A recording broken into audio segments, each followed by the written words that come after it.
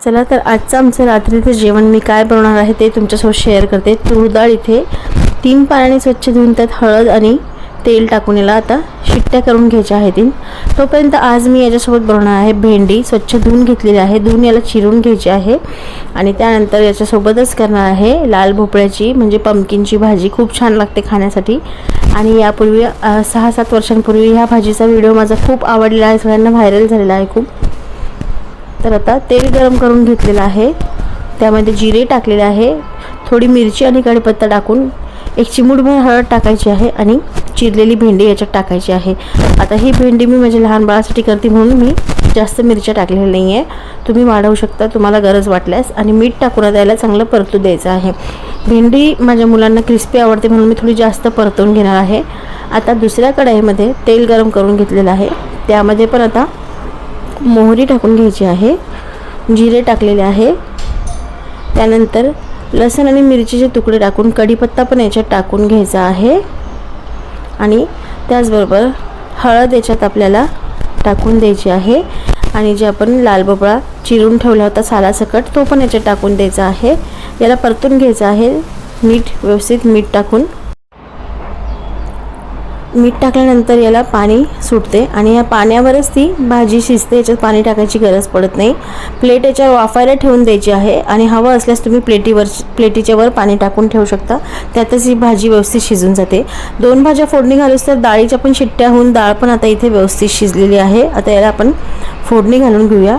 मला इथे डाळ व्यवस्थित शिजल्यामुळे अशी रवीने घोटण्याची गरज पडणार नाही आहे, त्यासाठी आता कढई इथे गरम करून घेतलेली आहे, त्यामध्ये तेल टाकलेलं आहे, मोहरी टाकली आहे। तुम्हाला वरण ज्या पद्धतीने हवं असेल त्या पद्धतीने करू शकता, मी खूप बदल करत असते त्यामुळे मी आता इथे थोडंसं वेगळं करणार आहे। तर आता तेल, जिरं, मोहरी आणि त्यानंतर हिंग टाकून मिरची, कढीपत्ता आणि लसणाचे काप याच्यात टाकून घेतलेले आहे, टमाटर टाकलेलं आहे आणि त्यानंतर हळद टाकायची आहे, परतू द्यायचं आहे व्यवस्थित। ह्याला आमच्याकडे लाल तिखटाचं वरण म्हणतात, ते खूप छान लागतं खाण्यासाठी। तर मिरची थोडी टाकलेली आहे आणि लाल तिखट टाकलेलं आहे, सोबतच माझं सिक्रेट आमचूर पावडर इथे थोडंसं टाकलेलं आहे आणि खूप टेस्ट येते डाळीला एक वेगळीच। नक्की करून बघा ह्या प्रकारे लाल तिखटाचं वरण किंवा डाळ। त्यामध्ये आता शिजलेली डाळ इथे वरण टाकून द्यायचं आहे आणि तुम्हाला किती घट्ट किती पातळ जसं आवडत असेल त्या हिशोबाने नंतर तुम्ही याच्यात पाणी ॲड करायचं आहे। तर फोडणी बघू शकता की मस्त बसलेली आहे आणि इतकं खमंग आणि छान हे वरण झालं होतं किंवा डाळ झाली होती। त्याचबरोबर आता मेन इन्ग्रेडियंट भरपूर चिरलेली अशी कोथिंबीर याच्यात टाकायची आणि त्यानंतर याला तुमच्या आवश्यकतेनुसार पाणी इथे टाकून घ्यायचं आहे आणि त्याचबरोबर आता इथे याला उकळून घ्यायचं आहे व्यवस्थित।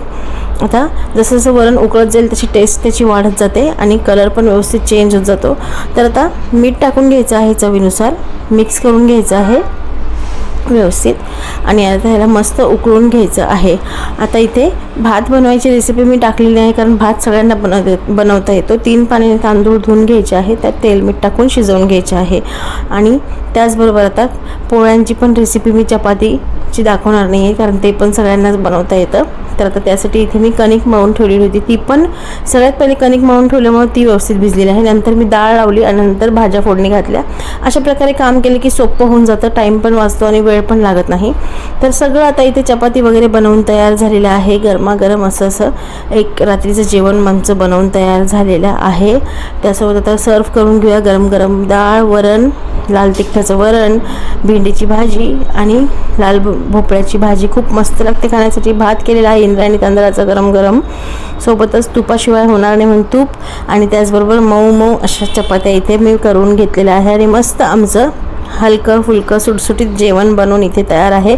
भेंडी करपलेली नाही आहे, तुम्ही म्हणशाल व्हिडिओमध्ये ही माझ्या मुलांना अशी कुरकुरी लागते त्यामुळे तशी केलेली आहे। व्हिडिओ आवडल्यास लाईक आणि अजून तुम्हाला काय काय छान छान रोजच्या जेवणातल्या डेली यूजच्या रेसिपी, डेली खाण्याच्या रेसिपी, डेली यूज नाही डेली खायच्या रेसिपी काय बघायच्या असतील ते नक्की कमेंट करून सांगा, मी दाखवेल नक्की तुम्हाला बनवून।